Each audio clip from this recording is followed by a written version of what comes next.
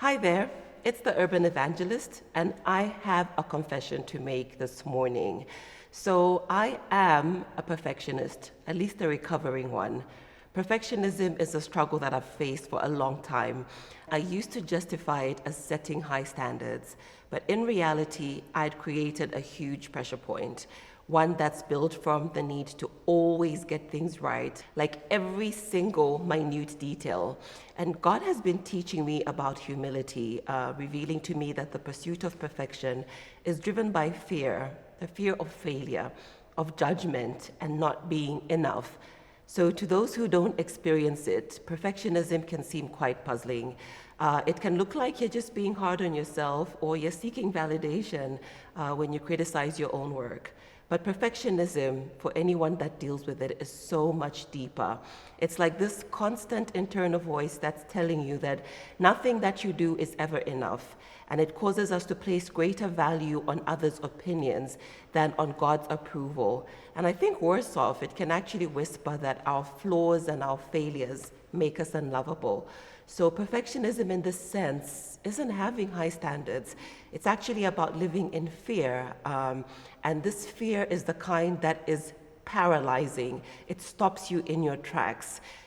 It steals your joy and it burdens you with the pressure that you were never meant to carry to begin with.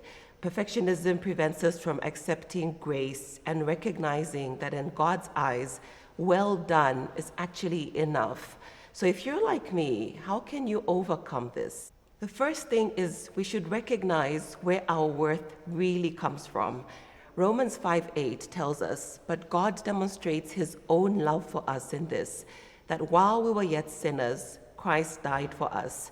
So our worth isn't tied to how perfectly we perform, but to the fact that Christ died for us in our imperfections.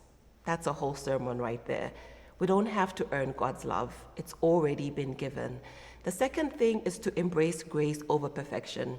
2 Corinthians 12:9 says, "My grace is sufficient for you, for my power is made perfect in weakness." God doesn't expect perfection. That's on us. In fact, in our weaknesses is where his power shines the brightest. So when we let go of perfectionism, we make room for God's grace to work through us. Thirdly, we can shift from perfectionism to high standards because having high standards is healthy, but perfectionism paralyzes us. High standards can bring a sense of fulfillment when you've done something well, while perfectionism is fueled by fear, like I said. But we can strive for excellence without being bound by the need for everything to be flawless. God calls us to humility, not perfection. So when we cling to perfectionism, it means we're elevating ourselves as though we don't need grace.